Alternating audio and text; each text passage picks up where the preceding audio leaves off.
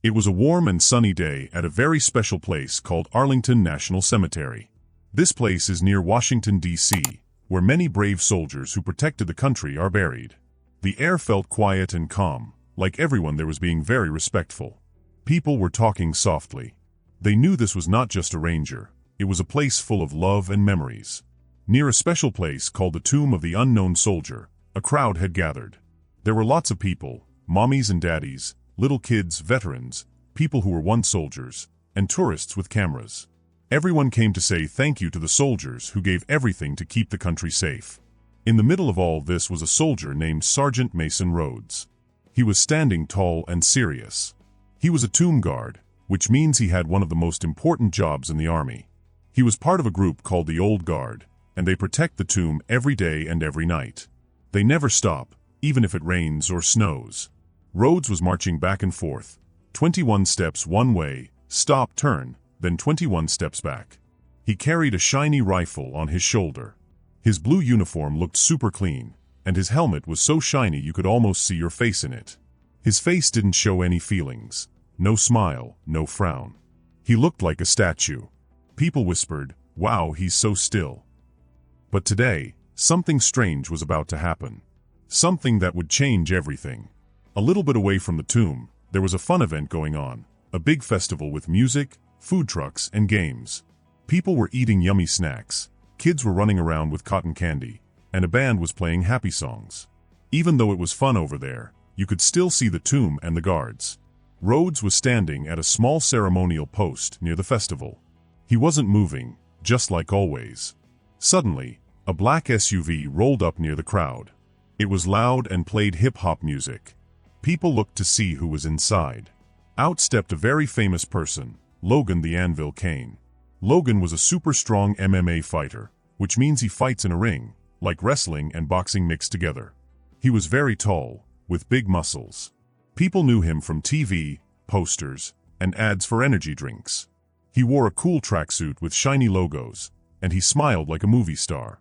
Fans got excited. Kids screamed his name. Grown-ups pulled out their phones. Logan smiled and waved, giving out protein bars and taking pictures with people. He loved being the center of attention. But Logan had a secret. A few weeks ago, he had a big fight in Las Vegas and he lost. It was his first loss in years, and the internet was making fun of him. His sponsors, people who gave him money to advertise stuff, were upset. They told him he needed to do something fun and wild to go viral online, to get attention again. Logan looked around and saw Rhodes standing still, not moving. He smirked. Logan thought to himself, this guy just stands there. He's like a robot. If I mess with him, people will laugh and I'll be famous again. But Logan didn't know who Mason Rhodes really was. Rhodes wasn't just any soldier. He had joined the army at 18. He had been to Afghanistan twice, fighting in very dangerous places. He had medals and awards, but he never bragged. He didn't do it for fame. He did it to protect his country. He even got a special award called the Silver Star, but he kept it in a drawer. He didn't want people to praise him. He just wanted to do his job. He became a tomb guard, which is one of the hardest and most serious jobs in the army. People said Rhodes could hold a plank, like in a workout, for an hour, just to prove how strong he was. Rhodes didn't joke. He didn't get distracted. He had a strong heart and a quiet mind. The music kept playing. The kids kept running. The crowd kept buzzing. But Rhodes stood still, watching nothing, yet seeing everything. Then Logan started walking toward Rhodes. He handed his protein drink to his friend and grinned. "Yo, soldier, do you ever smile?" Logan shouted. Rhodes didn't move. Logan's friends laughed. One of them yelled, "Come on, Anvil. Make him jump."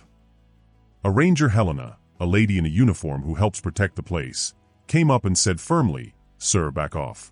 This is a ceremonial post." Logan smiled at her like he was being nice. "Relax, we're just having fun," he said.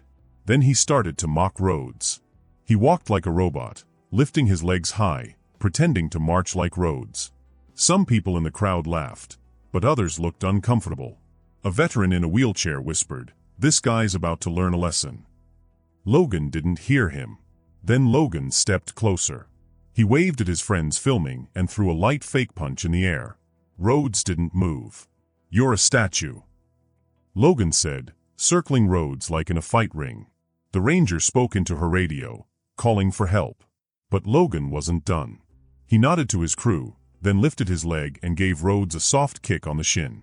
It wasn't hard, but it crossed the line. Logan thought Rhodes would just stand there. But Rhodes wasn't a statue anymore. Suddenly, Rhodes moved, fast, smooth and strong. He sidestepped Logan's kick, grabbed his leg, and twisted. Before Logan even knew what was happening, he was flying through the air. Thud. Logan hit the ground flat on his back. The wind whooshed out of him. He made a big oof sound. Rhodes didn't yell. He didn't show off. He just calmly knelt on Logan's chest, holding him down with one knee, not to hurt him, just to say, "Stop." It happened in 3 seconds. The crowd gasped. A kid shouted, "That soldier's a ninja." Logan's arms waved, but he couldn't get up. His shoes scraped on the ground, but Rhodes didn't move. Rhodes's face was still blank. He wasn't mad. He wasn't even breathing hard. His rifle was still on his shoulder, perfectly balanced. The crowd went silent for a second. Then boom. Everyone started shouting and cheering. Some people pumped their fists. Some had their mouths wide open. Some people just stood still, shocked. Logan's crew didn't know what to do. One whispered, "What just happened?" Rhodes stood up slowly, calm like a wave. He went back to his post and started marching again, like nothing ever happened. His boots made a clicking sound. His march was perfect. Then the military police showed up, 2 strong soldiers in uniform. Their radios were making crackling sounds. "Hands behind your back, sir," one of them said to Logan. They put handcuffs on him. Logan looked confused and embarrassed. "What the?" he muttered. His fans weren't cheering anymore. Some looked sad. Some just walked away. The ranger shook her head. "You picked the wrong guy," she said. Logan was quiet now. His ego, his pride, was hurt worse than his body. He had fought champions in big stadiums. He had made people cheer. But today, he got put on the ground by a soldier who didn't even try hard. His friends were nervous. One whispered, "Man, we didn't know he could do that." People started to lower their phones. They weren't filming anymore. Instead, they were just looking at Rhodes with new eyes. Then, through the noise, a voice called out. It was deep and steady, like someone who had seen many things. "All right, folks, settle down," the voice said. It was Colonel Evelyn Thorne. She was wearing an old army jacket with a shiny pin, a silver star, just like Rhodes had. She walked over slowly. Her hair was gray, and her eyes were strong. People quieted down. She looked at Logan and then at the crowd. "This young man forgot where he was," she said, nodding toward Logan. "But today, he learned something important." She turned to Rhodes and gave a small salute. Rhodes didn't speak. He just nodded back and kept marching. Logan sat on the ground, red-faced, looking like a balloon with no air. He finally understood. This wasn't a game. This wasn't a place for jokes or pranks. This was a place of honor. He looked around and saw the tomb again. The quiet, the stillness, the respect. Logan took a deep breath and looked down. He had learned something today, a lesson about respect, honor, and what it means to be a real hero. And as the sun shone down on Arlington, Rhodes kept marching, every step saying, "I remember. I respect them. I will protect." She walks forward. Her big boots make loud sounds on the ground. She looks at the people like she's getting ready to talk to her team. She says, "You think these soldiers are just standing here for show?" Then she shakes her head and says, "Think again. These are not just any soldiers. They are part of the old guard, some of the best in the whole army." She points to one guard and says, "See Rhodes over there? He's not just walking back and forth. He's a trained ranger. That means he knows how to stop danger very fast, even faster than someone can send a tweet. That's why you never play around near the tomb of the unknown soldier." The people in the crowd lean closer to listen. They want to hear what she has to say. Her name is Colonel Thorne. Her voice is strong, and when she speaks, people listen. Every word she says feels important because she's been in the army a long time. She's 62 years old. She used to fly helicopters and helped save people in danger during the war in Iraq. Now she's standing here, watching something happen again. Another tough guy learning a big lesson. She nods toward Rhodes and says, "Let me tell you about him." Rhodes is standing at his post. His eyes look forward. But you can tell he's listening. Colonel Thorne keeps talking. 2 years ago, she says, Rhodes was in a big fight in a place called Helmand Province. There were lots of bullets and scary things happening. But Rhodes stayed calm. He helped save 3 soldiers. He even got hurt by a piece of metal, shrapnel. But he still got his team home safe. That's the same man, Thorne says, who just put a big strong UFC fighter down like it was no big deal. A veteran, a soldier who used to fight, nods and whispers, "Darn right." A mom wipes her eyes. She holds her child's hand a little tighter. Even the fighter's friends, the loud ones, get quiet. One of them says softly, "We didn't know, man." Thorne isn't finished. Her voice has a southern sound, and it cuts through the air like a knife. The tomb isn't a stage, she says. It's a promise. A way to say thank you to the soldiers who gave everything. She looks back at Rhodes. His stillness, the way he stands so still. That's not a weakness. That's strength. The kind of strength that holds up a country. Now the crowd is very quiet. They stop taking pictures. They nod their heads with respect. A little boy waves a tiny American flag. His eyes are wide with wonder. The fighter, named Logan, is being taken away. His head is down. He's wearing shiny silver handcuffs. He doesn't try to fight anymore. He's thinking about what just happened. The big strong man who used to beat people in fights just got taken down in seconds. His friends walk behind him. They don't say anything now. Their phones are off. The military police, the MPs, are calm. They walk with Logan to a tent where they'll deal with him. The festival around them goes on. People laugh. Music plays. But it all feels far away now. Like the world is holding its breath. Rhodes keeps walking. He takes 21 steps. Then he turns. Then repeat. His face is serious. But when he walks by Thorne, he gives her a tiny nod. The kind only soldiers understand. Inside the tent, Logan sits on a bench. His hands are cuffed. His tracksuit is messy. He looks tired. He's in big trouble now. For fighting, for not listening. He might have to stay in jail for a night. But the real problem is his pride. It's broken. He's thinking about Rhodes. How fast he moved. How he held Logan down without even trying hard. The crowd cheered. How embarrassed he felt. Logan thought he was the strongest. But now, he's just a guy who made a big mistake. But this isn't the end of Logan's story. Not at all. Later that day, in a plane room near the festival, Logan sits across from Rhodes. Rhodes isn't wearing his fancy uniform now. He's wearing regular army clothes. But he still has a badge that shines. It shows who he is. Logan's clothes are still wrinkled.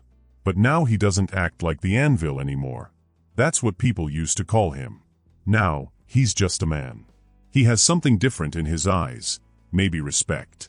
He's been processed by the police. He knows this could hurt his career. You don't mess with a soldier on duty. Not ever. Before they take him away, he asks to talk.